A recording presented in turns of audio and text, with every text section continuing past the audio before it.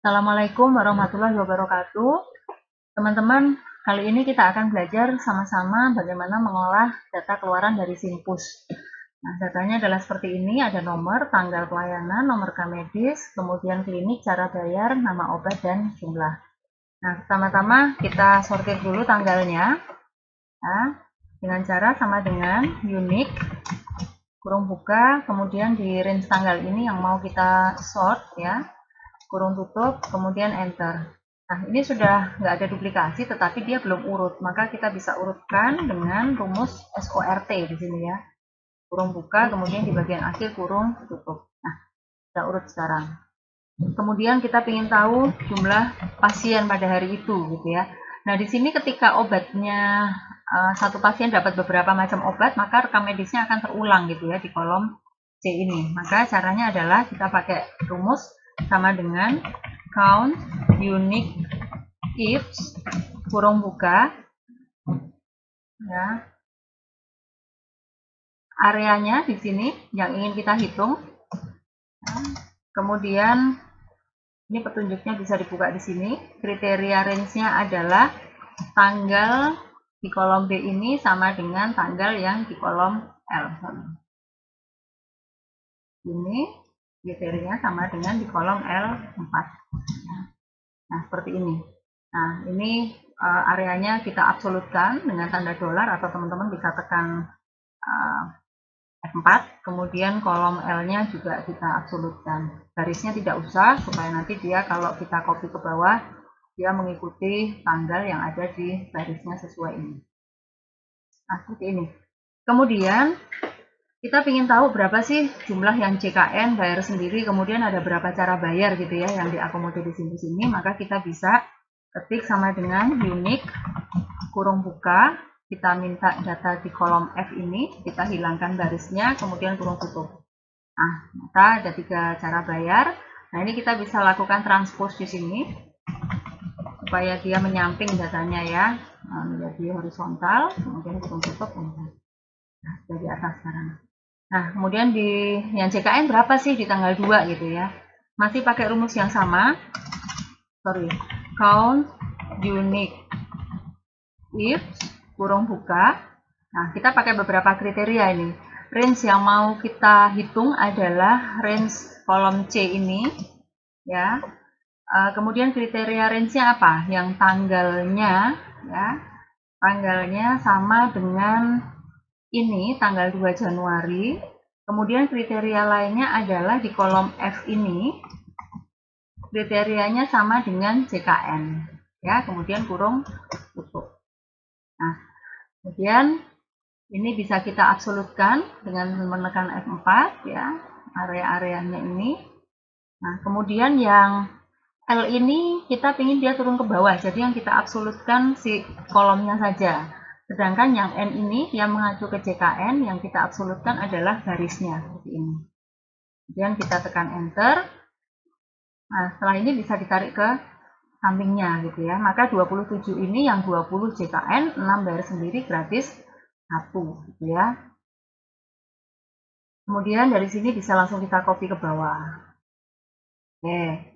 Nah, terus kita ingin tahu nih penjumlahannya gitu ya, mencocokkan. Benar nggak jumlah antara ini ya? Di sini kita cek jumlahnya 8188 gitu ya. Tetapi jumlah di sini kita cek lagi di sini 8190. Oh, kok berbeda gitu ya. Terus kita lakukan pengecekan ini, menganalisis data ini gitu. Kenapa kok beda gitu? Kita kasih bantuan aja, mana sih yang beda gitu ya. Kita hitung sama dengan ini ya, seharusnya sama dengan JKN ditambah bayar sendiri ditambah gratis gitu ya, seharusnya begitu. Kemudian kita double klik di pojok sini, dia akan langsung copy ke bawah. Nah, mestinya kalau datanya ada yang false gitu ya, kok nggak ketemu yang false tapi datanya beda gitu ya. Nah, ini ketemu false 1 gitu ya. Di sini 29, di sini kalau dijumlahkan adalah 30 gitu ya.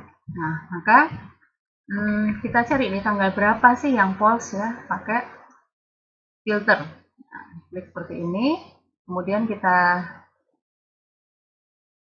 cek yang datanya false atau nggak sesuai. Oh, ternyata ada dua tanggal gitu ya, 25 Agustus sama 4 Oktober. Kita copy, kemudian kita taruh di sini dulu ya. Kita taruh di sini. Nah, kalau sudah, filternya bisa kita hilangkan. Ini. Nah, kita cek teman-teman. Kenapa sih di tanggal 25 Agustus dan 4 Oktober ini kok bisa beda gitu ya? Kita bisa pakai rumus sama dengan query atau himpunan data ya. Kita minta datanya adalah dari tanggal sampai cara bayar, kemudian barisnya dihilangin, titik koma, kemudian tanda petik ganda, select ya, yang ingin kita pilih adalah kolom C, kemudian kolom E, dan kolom F begitu. Tetapi yang tanggalnya tadi sesuai dengan tanggal yang tadi itu di atasnya itu ya. Maka ketikkan where kolom B gitu ya, where B sama dengan date, kemudian tanda petik 1 ditutup dengan tanda petik 2, kita sambung dengan ini, tapi dalam format seperti ini, teks kurung buka, kemudian selnya di sini kita ambil ya, kemudian titik koma, petik ganda years, kemudian bulan kemudian DD, tanda petik ganda lagi kurung tutup. Jangan lupa ditutup juga dengan tanda dan seperti ini, kemudian kita tutup dengan tanda petik ganda, petik tunggal, dan petik ganda lagi kurung tutup. Nah, ini adalah yang periksa di tanggal 25 Agustus, karena tadi kita merujuk S1 gitu ya di sini. Tapi ini belum urut teman-teman. Kita minta di sini unik ya, jadi biar nggak ada duplikasi. Unik, kemudian di sini kurung tutup, enter. Nah, ini sudah nggak ada duplikasi, tapi kita kesulitan kalau acak seperti ini. Maka kita urutkan dulu datanya. Pakai sort ya, kurung tutup. Nah, ini datanya sudah urut. Nah, kita ingin tahu nih yang ada duplikasi ini ya, di mana gitu. Kita pakai rumus di sini sama dengan count if, jumlahkanlah atau hitunglah kalau range ini sampai ke bawah sama dengan baris ini gitu ya. Kemudian kurung tutup, enter.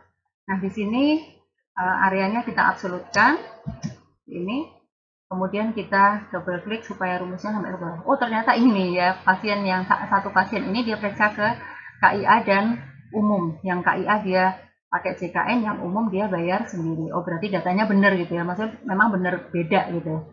Kalau dihitung berdasarkan cara bayar dengan jumlah berdasarkan rekam medisnya atau jumlah orangnya. Kalau yang tanggal 4 Oktober gimana? Apa sama nggak gitu ya? Nah, tinggal S1-nya aja kita ganti rujukannya ke S2. Kemudian kita oh, ternyata ada juga ya pasien yang periksanya double gitu. Ada di poli gigi sama poli lansia.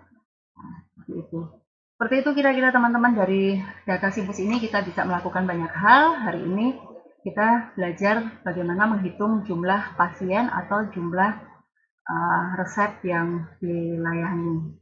Itu dulu, mudah-mudahan bermanfaat untuk kita semua.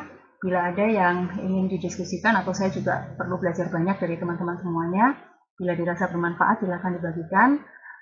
Assalamualaikum warahmatullahi wabarakatuh.